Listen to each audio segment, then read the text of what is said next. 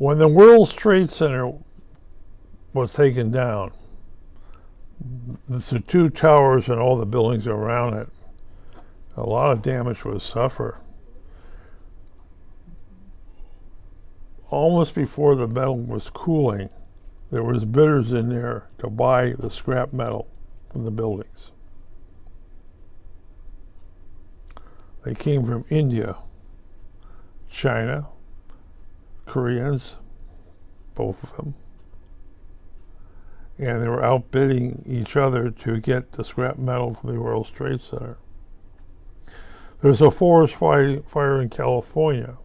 The scrappers are in there before the metal cools, buying the cars that are gone. Well, one of the advantages of buying those cars is the interior has been burnt away.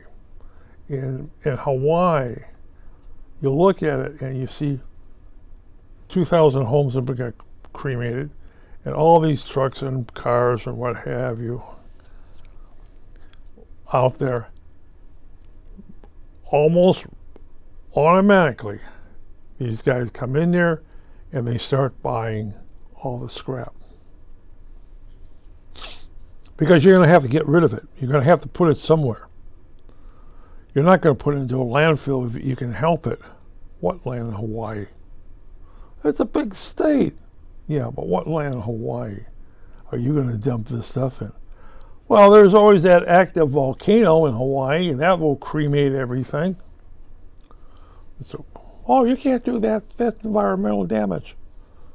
Hey, it's, 2,000 degrees, 1,000 degrees, 2,000 degrees, it's gone.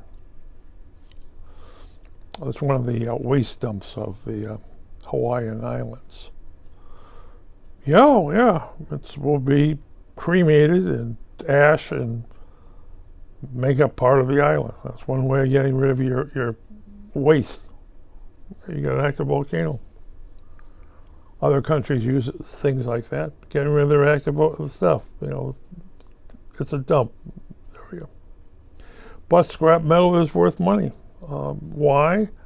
As someone said, or something like that, the bicycle you bought from India was originally an I-beam from the World Trade Center.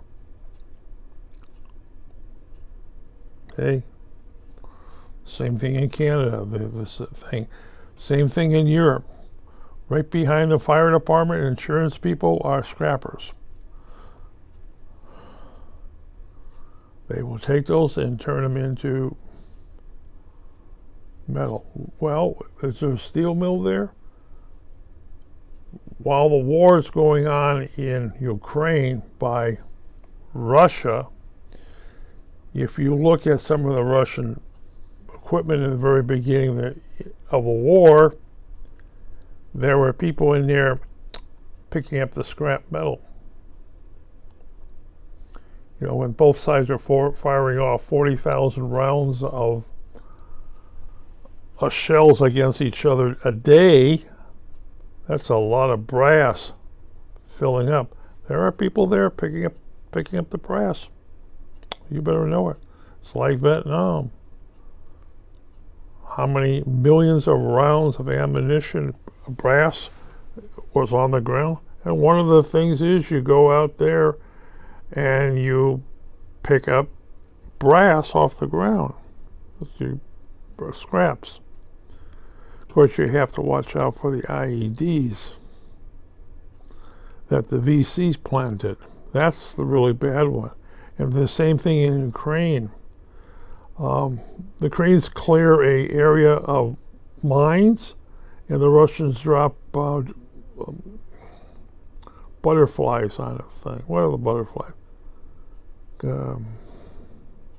Anti-personnel mines. So it's a very slow thing. Cluster bombs, that's what they are.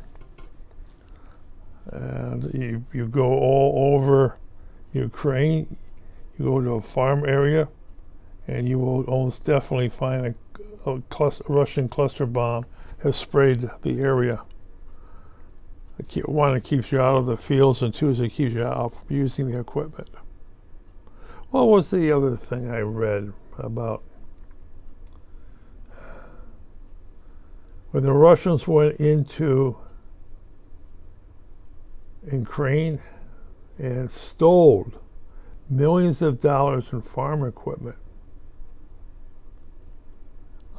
made by American company, I guess it was John Deere. John Deere went in there and they set a signal out that turned the motherboard to the farm equipment, burned it out. Poof! Now they freaking, I guess they had to go to China to get replacement parts. Yeah, that's a big man. But they said scrap metal from Hawaii. Yeah, you can't really bury things on Hawaiian Islands. They're landfill. You can take a lot of heavy items that you don't want to put in the landfill and just go 2 miles off Hawaii and drop it into a 5,000-foot trench. But yeah, scrap metal is worth money. Scrap metal in the United States, unless it's recycled in the United States, goes to China, goes to Vietnam, wherever they have shipbuilding or industrial, you will find scrap metal from the United States ending up there.